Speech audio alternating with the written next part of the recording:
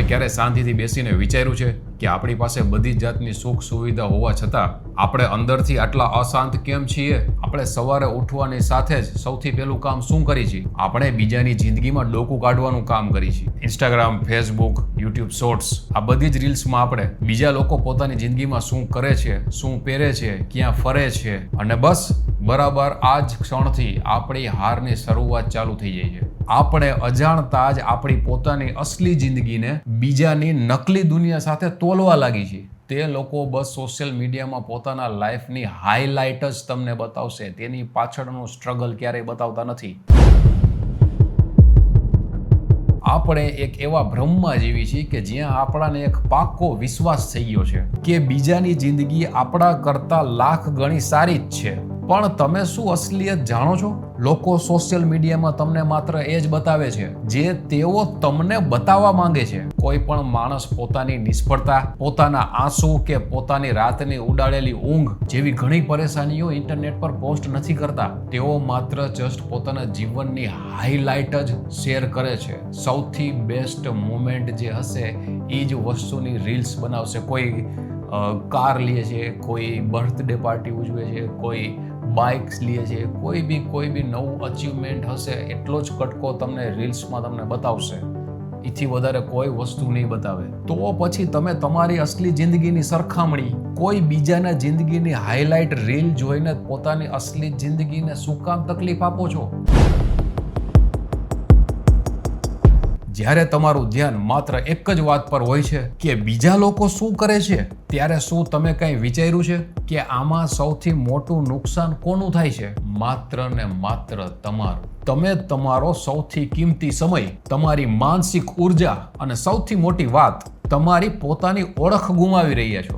જે સમય અને જે શક્તિ તમારે પોતાની જાતને બહેતર બનાવવામાં લગાવવાની હતી એ તમે એ વિચારવામાં બરબાદ કરો છો કે લોકો શું કહેશે અથવા તે માણસ મારા કરતા આગળ કેમ નીકળી ગયો.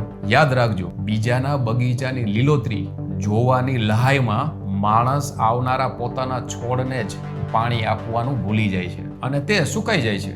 મતલબ કે બીજાને જોવા કરતા તમે તમારા વર્ક પર જ ફોકસ રાખો.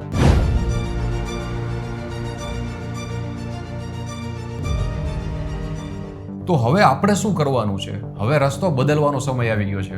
આજથી જ અને અત્યારથી જ તમારું ધ્યાન એ બધી વસ્તુઓ પરથી હટાવી લો જે તમારા નિયંત્રણમાં જ નથી. બીજા લોકો શું કરે છે, શું વિચારે છે તે તમારા હાથમાં બિલકુલ નથી. પરંતુ તમે તમારા સમયનું શું કરો છો તે પૂરેપૂરું તમારા હાથમાં છે. પોતાની જાત પર કામ કરવાનું ચાલુ કરો.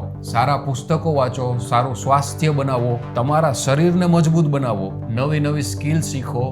આજકાલ ઇન્ટરનેટ પર બધી જ વસ્તુના ઓનલાઈન કોર્સ થાય છે. તમે યુટ્યુબમાં પણ ઘણા બધા કોર્સ શીખી શકો છો જે લોકો તમને ફ્રીમાં શીખવાડે છે. બહારની દુનિયાનો અવાજને બંધ કરો અને તમારી અંદરના અવાજને સાંભળો.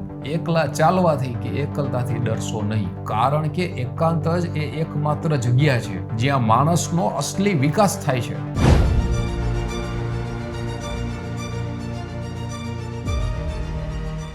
હંમેશા એક વાત યાદ રાખજો, આ દુનિયામાં તમારી હરીફાઈ બીજા કોઈ સાથે છે જ નહીં. તમારી રેસ કોઈ બીજા સાથે નથી. તમારો મુકાબલો માત્ર ને માત્ર એક જ વ્યક્તિ સાથે છે અને એ વ્યક્તિ છે તમારો ગઈકાલનો અવતાર. પોતાની જાતને બસ એક સવાલ પૂછો, શું તમે તમારી ગઈકાલ કરતા આજે થોડા પણ સારા બન્યા છો કે નહીં? જો તમારો જવાબ હા હોય તો માની લ્યો કે તમે એક સ્ટેપ આગળ વધો છો, તમે જીતી રહ્યા છો.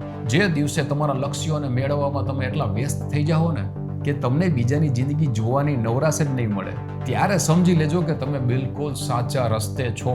જ્યારે તમે તમારા પર ફોકસ કરશો ત્યારે દુનિયા તમારા પર ફોકસ કરશે.